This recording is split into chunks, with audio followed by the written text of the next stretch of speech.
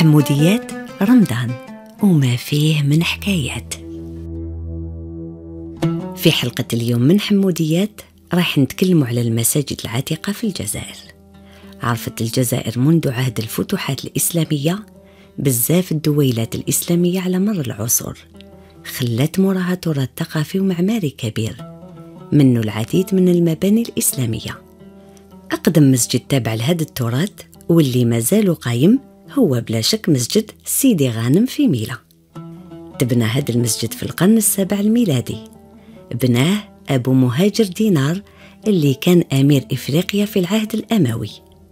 وكي نروحوا للجنوب نلقاو مسجد سيدي عقبة اللي تبنى فوق القبر تاع عقبة بن نافع، واحد من الصحابة وحاكم إفريقيا في عام 686 ميلادي في عهد بني زيري.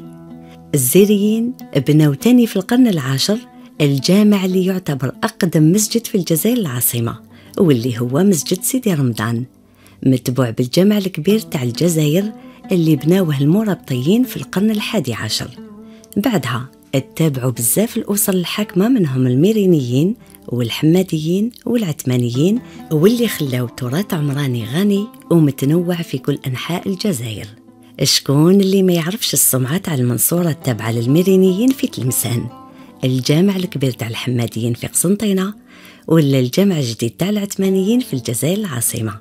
قولوا لنا، ما هو أقدم جامع في منطقتكم؟